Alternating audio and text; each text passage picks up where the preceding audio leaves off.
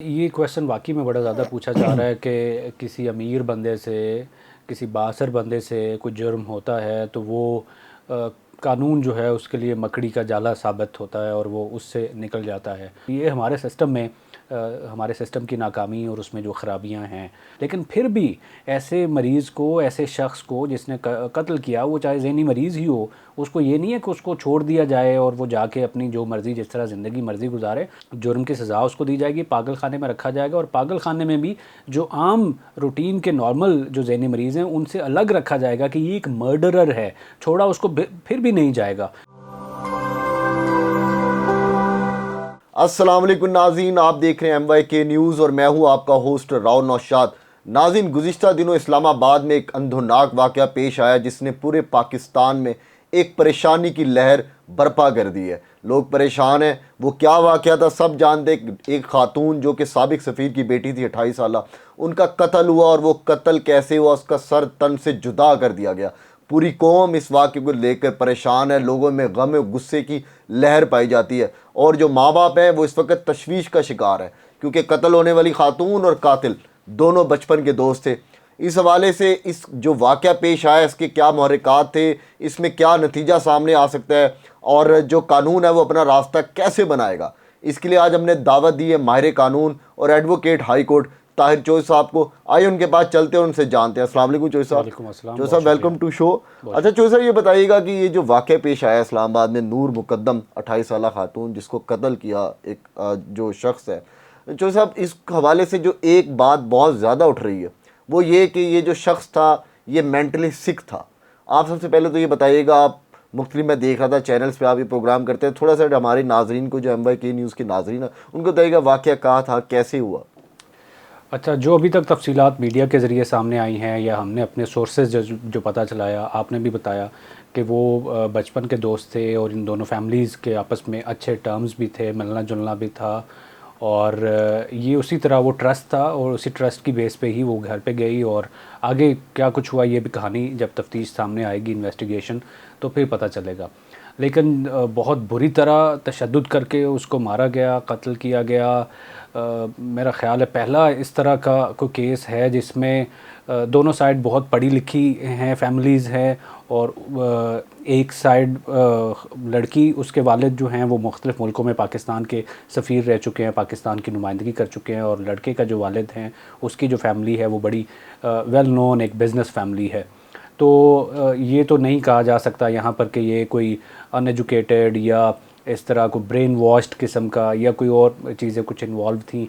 तो पढ़े लिखे लोगों की तरफ से इस तरह का एक अंदोनाक और एक अफसोसनाक और ब्रुटैलिटी वाला इस तरह का कोई वाक़या और कत्ल, ये बहुत अफसोसनाक है। सर कलम कर दिया गया, सर जुदा कर दिया गया। इस वाक़े में FIR जो है वो दर्ज की गई 302 सेक्शन पाकिस्तान पीनल कोड के अंडर और मुलज़िम जो है वो गिरफ़्तार है, उसको गिरफ़्तार कर लिया गया। शवाहिद जो हैं, जिस जगह पर ये जुर्म हुआ उस रूम के अंदर से शवाहिद इकट्ठे किए गए। आला कत्ल बरामद किया जा चुका है। एक छुरी जिससे उसने उसका गला काटा वो बरामद कर ली गई, एक पिस्टल बरामद किया गया और एक वो आहनी, वो पंजा था, ग्लव था जिसको पहन के वो उसको मारने से पहले, उसका गला काटने से पहले उसको उस पंजे के साथ मारता रहा। जुनूनी हम अगर कहें तो ये गलत नहीं होगा। सवाल आपका और जो कुछ सवाल पूछे जा रहे हैं कि क्या इसको ऐसी कोई फेवर मिलेगी कि ये ज़हनी मरीज़ था और उसको पता नहीं चला, वो कुछ फिट्स में था, ऐसे उसने वो दौरे पड़ रहे थे तो उसमें उसने आके कत्ल कर दिया। अच्छा जोसेफ, मैं आपकी बात काट रहा हूँ। फेवर पे जाने से पहले हम ये जानना चाहते हैं कि जो लड़की थी नूर मुकद्दम, काफ़ी आपको पता है कि सोशल मीडिया पे काफ़ी ज़्यादा आरा पाई जा रही हैं और ये खुद उस लड़के के घर जाती हैं, 2 दिन वहाँ रुकती हैं। तो क्या ये जो दफ़ा, ये जो सारा वाक़या पेश है, इसमें कोई अगवा की थी, कोई वो नहीं लगेगी कि किसी ने अगवा किया, कुछ ऐसा तो नहीं कोई सामने आएगा? क्योंकि ये भी बताया जा रहा है, ये सामने चीज़ें आ रही हैं कि इसने फ़ोन बंद करवा दिया था लड़की का। ये ऐसा ही है। उसके फ्रेंड से पूछा जब लड़की के पेरेंट्स ने कि वो कहाँ पे है, तो उन्होंने पहले इससे पूछा, इससे रब्ता किया तो इसने इनकार किया, इसने कहा कि मेरे साथ नहीं है वो। तो वो दफ़ा भी लग सकती है। अभी मैंने वो एफआईआर सारी वो गो थ्रू नहीं की, शायद वो दफ़ा भी ऐड हुई भी हो, लेकिन सबसे जो सीवियर जो क्राइम था वो था कत्ल, मर्डर, इंटेंशनल कत्ल, कत्ल अम्द। उसकी दफ़ा जो है वो 302 लग गई और उसमें उसको सज़ा जो है वो होगी। अच्छा अच्छा चौधरी साहब, ये भी बताइएगा कि आपने बताया ये कत्ले जो है आमदन, अच्छा चौधरी साहब ये जो कत्ल हुआ, एक कत्ल होता है कि दो लोग एक जगह पे बैठे हैं, उनकी अचानक लड़ाई होती है, ठीक है, वो गुस्से में आके तैश में आके एक बंदा कत्ल कर देता है, और एक कत्ल जिसकी बाकायदा मनसूबाबंदी की जाती है, क्योंकि ये सामने आया है, ये पुलिस ने जो अभी तक तफ्तीश की है उसमें ये सामने आया है तहकीकात में कि इस शख्स ने, जो ज़ाहिर जाफ़र है जो मुलजिम है, इसने चंद दिनों पहले अपने दोस्तों से ये जानने की कोशिश की कि अगर मैं कत्ल कर दूं किसी का तो मैं अमेरिकन शहरी हूं, तो क्या मैं बच जाऊंगा, और उसने ये भी पूछा कि अगर मैं अपने माँ बाप कत्ल कर दूं तो उस हवाले से जो है वो मतलब मेरा क्या नतीजा हो सकता है। तो सबसे पहले तो ये बताइएगा कि ये जो कत्ल इसने मनसूबाबंदी करके किया, इस पे क्या कोई और दफ़ा आयद होती है, और जो अचानक तैश में कत्ल किया जाए क्या उसकी कोई अलहदा दफ़ा है? अच्छा, दफ़ा जो है वो कत्ल की, एक तो होगा एक्सीडेंटली किसी का कत्ल हो जाना, मेरी नीयत नहीं थी, मैं रैश ड्राइविंग कर रहा हूँ तो उस पे दफ़ा डिफरेंट लगेगी, या मैं कोई और काम कर रहा हूँ, मेरे से गलती हो गई, पत्थर मैं ऊपर छत पे लेकर जा रहा हूँ, ऊपर से गिरा और नीचे किसी बंदे के सर पे लगा, तो वो कत्ल जो है, या मैं शिकार पे निकला हुआ हूँ, मैं वो टारगेट कर रहा हूँ शिकार को, लेकिन वो फायर किसी और को लग गया, तो ये कत्ल इसकी डिफरेंट काइंड्स हैं। ये जो कत्ल है, चाहे वो सडन कोई प्रोवोकेशन के ऊपर हो, या प्री प्लान्ड हो, या ऑनर किलिंग के नाम पर हो, इसमें जो सेक्शन है वो 302 ही लगेगा। ये कत्ल के ज़ुमरे में ही आएगा, इंटेंशनल मर्डर के ज़ुमरे में ही आएगा। लेकिन ये देखने में आएगा जिनको तैश में आके जिनको जो कत्ल कर देते हैं। मैं वही थोड़ा सा डिफ्रेंशिएट करूं कि जब फिर आगे केस चलता है तो फिर प्ली ये ली जाती है ज़्यादातर केसेस में, ऑनर किलिंग के केसेस में, ये जी गैरत में आके मैंने कत्ल किया, या वहाँ पर ऐसा हो गया कि उसने मुझे गाली दी और मुझे तैश दिलाया, मुझे गुस्सा दिलाया, तो सडन प्रोवोकेशन हो गई और उस वजह से ये कत्ल हो गया। तो उन केसेस में तो शायद थोड़ा बहुत मार्जिन जो है वो मिलता है। अब ऑनर किलिंग में पहले, अच्छा मैं आपको बताऊं कि 302 का जो सेक्शन है कत्ल का, इंटेंशनल मर्डर का, वो कंपाउंडेबल ऑफेंस है, कहते हैं काबिल सुलह एक जुर्म है, जिसमें जो विक्टिम है, जो डिसीज्ड है, उसके लीगल एयर्स अगर मुआफ़ कर दें कातिल को तो उसको मुआफ़ किया जा सकता है। कोर्ट जो है वो उसको वो डेथ पेनल्टी वो नहीं देगी, कोर्ट के पे भी डिस्क्रेशन होती है। लेकिन ऑनर किलिंग, गैरत के नाम पर जो कत्ल किया गया, वो एक अमेंडमेंट आई, उसमें कहा गया कि ये काबिल सुलह जुर्म नहीं है, ये कंपाउंडेबल ऑफेंस नहीं है, तो वो उस कैटेगरी से भी निकल गया। और दूसरा सडन प्रोवोकेशन, ये तो है ही नहीं है सडन प्रोवोकेशन। जिस तरह आपने बताया कि वो अपने पहले फ्रेंड्स के साथ डिस्कस कर रहा था कि मैं अगर किसी को मर्डर कर दूं, मैं अपने पेरेंट्स को मर्डर कर दूं, मैं अमेरिकन नेशनल हूं, तो क्या फिर मुझे इसमें कोई छूट मिल जाएगी, फेवर मिल जाएगी, तो ये वो सडन प्रोवोकेशन नहीं है, ये प्री प्लान्ड एक मर्डर है। और इसमें से एक और वो जो क्वेश्चन कि अमेरिकन नेशनल होने की बेसिस पर क्या इसको को मिल सकती है, क्या फेवर कोई को छूट मिल सकती है, तो उसका जवाब है कि बिल्कुल कोई फेवर नहीं मिल सकती।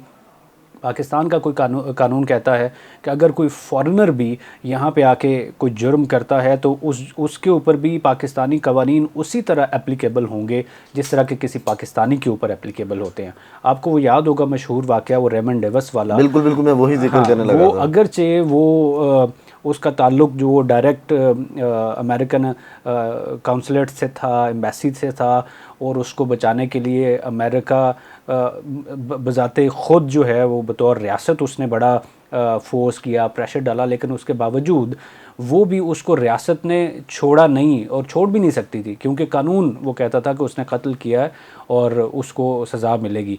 लेकिन उसमें ये हुआ था कि उसके जो लीगल एयर्स थे, जो मरने वाले थे, उन्होंने मुआफ़ कर दिया था, बदले सुलह ले ली थी, ब्लड मनी ले ली थी उन्होंने, तो उनके मुआफ़ करने के बाद उस रेमंड डेविस को छोड़ा गया था, अदरवाइज़ उसको भी वो छोड़ा नहीं जा सकता था। तो इस केस में भी होगा यही। अगर तो इस नूर मुकद्दम के पेरेंट्स, लीगल एयर्स जो हैं नूर मुकद्दम के डिसीज़्ड के, अगर वो सुलह करते हैं तो फिर हो सकता है कि उसको कोई रिलीफ मिल जाए कोर्ट से। फिर भी डिस्क्रेशन ये कोर्ट का होगा कि वो सुलह की बुनियाद के ऊपर उसको माफ़ करती है या नहीं।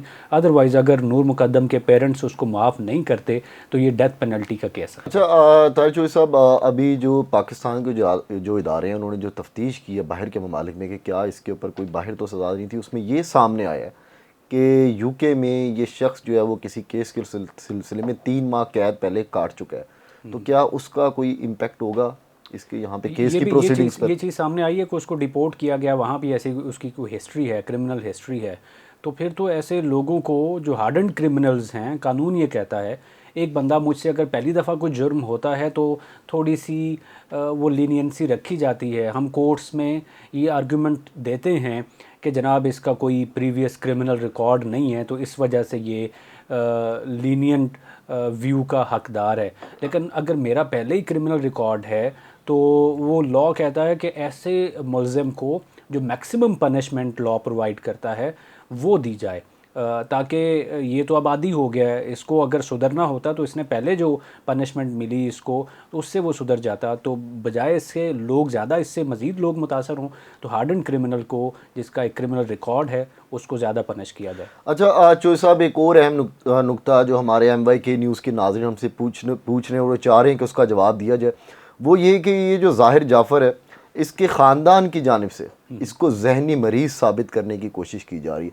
और एक और जो चीज़ सामने आई कि जैसे कत्ल होता है इसके पेरेंट्स जो हैं वो पुलिस को इतला से पहले बुलाते हैं थेरेपिस्ट को। हाँ, ठीक। थेरेपिस्ट डॉक्टर ताहिर नामी जो है वो गिरफ्तार है अभी, इसके पेरेंट्स भी गिरफ्तार है और डॉक्टर ताहिर भी गिरफ्तार है। ये बताइएगा कि ये जहनी मरीज़ जो साबित करने वाली जो रविश है या ये जो जहनी मरीज़ साबित करना, कोर्ट जो है जो पाकिस्तान को जो कानून है वो इस हवाले से क्या रास्ता निकालता है? अच्छा, ये क्वेश्चन वाकई में बड़ा ज़्यादा पूछा जा रहा है कि किसी अमीर बंदे से, किसी बासर बंदे से कोई जुर्म होता है तो वो कानून जो है उसके लिए मकड़ी का जाला साबित होता है और वो उससे निकल जाता है, और गरीब उससे बहुत कम तर दर्जे का भी उससे कोई जुर्म हो तो वो सारी ज़िंदगी कोर्ट कचहरी और थाना भुगतता रहता है। और ये हमारे सिस्टम में हमारे सिस्टम की नाकामी और उसमें जो ख़राबियाँ हैं।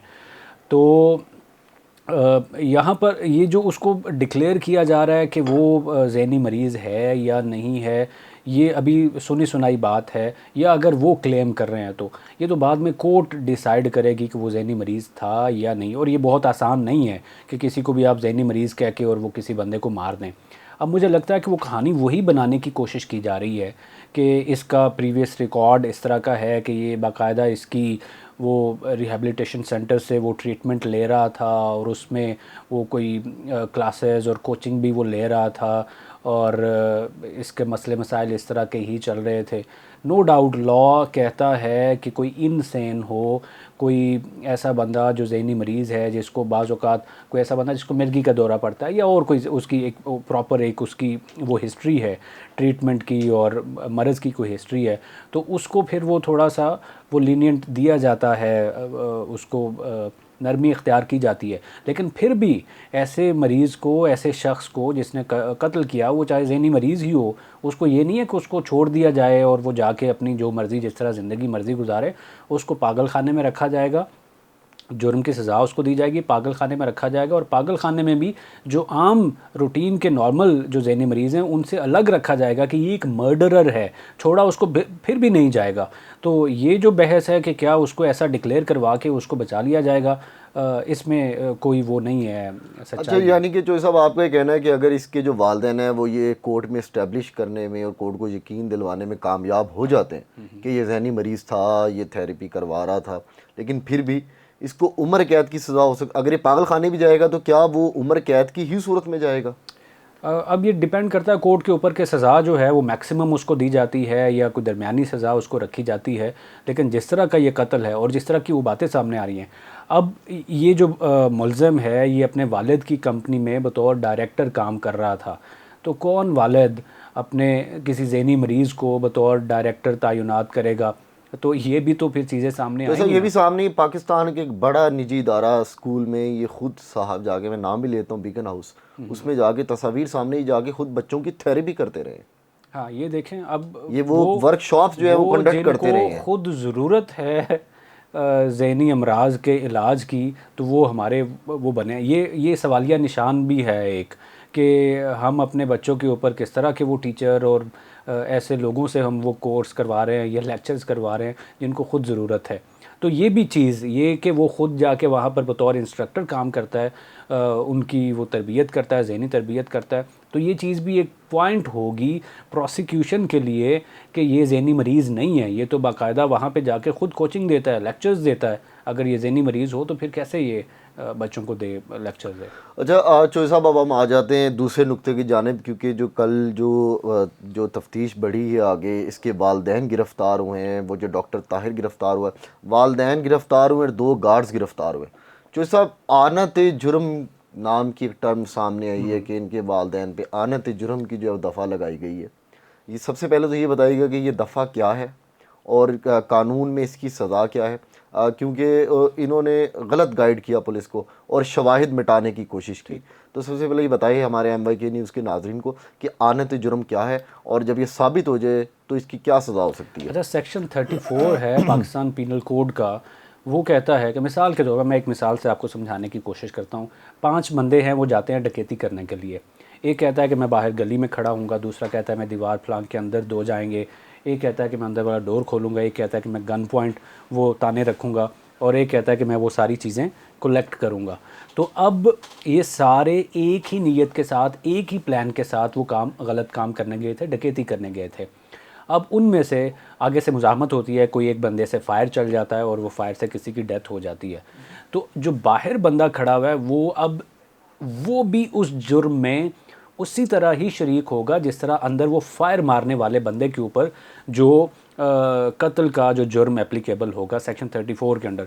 वो कहता है कि जब आप घर से प्लान बना के गए हैं और उस प्लान की एग्जीक्यूशन में अगर किसी एक बंदे से जो जुर्म होगा, बाकियों के ऊपर भी उसी तरह का ही वही वाला चार्ज, उसी के अंडर उनको सज़ा दी जाएगी। ये समझा जाएगा कि वो कत्ल वो जो बाहर वाला खड़ा था उसने भी वो कत्ल उसी तरह ही किया है। तो इसके वालदैन ने, पहली बात तो ये है कि उन्होंने पुलिस को नहीं बुलाया।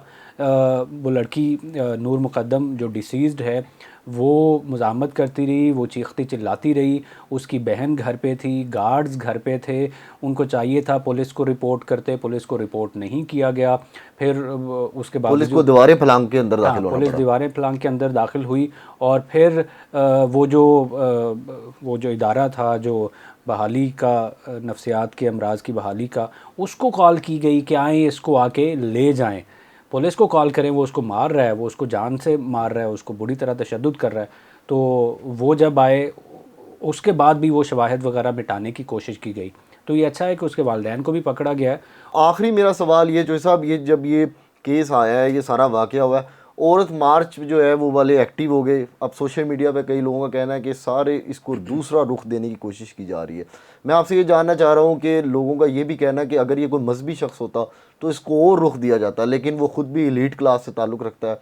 तो औरत मार्च वालों की जो अभी जो उनकी अप्रोच है वो इंटायरली डिफरेंट। आप क्या ये समझते हैं कि क्या ये हिपोक्रेसी नहीं है? नहीं, हम तो स्टेटमेंट ये देते हैं कि मर्डर जुर्म किसी के साथ भी है, वो मजहबी है, वो सेकुलर है, वो लिबरल है, वो उसका किसी भी ताल्लुक़ है किसी शोबा से, शोबा ज़िंदगी से, उसको लॉ जो है वो एप्लीकेबल होना चाहिए, कानून को हरकत में आना चाहिए। वो तफरीक नहीं रहनी चाहिए कि ये कोई औरत मार्च वाला है, ये कोई मजहबी बैकग्राउंड वाला है।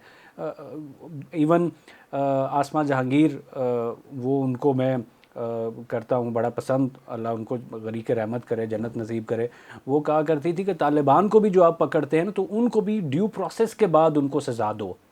ये आउट ऑफ कोर्ट जो आप मार देते हैं, ये किलिंग, ये गैर कानूनी है, गैर आइनी है, ऐसा नहीं होना चाहिए। तो मुनाफ़कत नहीं है जब हम सेकुलर साइड से, या जिसके बारे में आमतौर पर कहा जाता है कि दुनियादार है या ये वो, उस साइड से अगर किसी का मर्डर हो तो दूसरी साइड वो कोई हीले बहाने या उस तरह खुलकर सपोर्ट में सामने ना, और मजहबी अगर कोई उसके साथ कोई जुल्म जाती हो तो इस साइड से कोई सामने ना, तो फिर तो यही तरीका ही चलता रहेगा कि हम एक दूसरे को वो ब्लेम जो है वो देते रहेंगे, और जो जुर्म करने वाले हैं वो इस तरह ही खुल खेलते रहेंगे, उनको कोई पूछने वाला जी नहीं है। नाज़रीन, आपने सुना ताहिर चोई साहब की बातें। उन्होंने एक एक जो पहलू है इस केस से जुड़ा हुआ उस पर भरपूर रोशनी डाली, इसमें क्या हो सकता है क्या नहीं हो सकता, उस हवाले से MYK न्यूज़ के नाज़रीन को बताया। जो MYK न्यूज़ के नाज़रीन है, इस तरह के मज़ीद कानूनी प्रोग्राम देख लें, MYK न्यूज़ को फॉलो करें, इसको लाइक करें, सब्सक्राइब करें। अब तक के लिए MYK न्यूज़ से राव नौशाद को इजाज़त दीजिए। अल्लाह ने के बाद।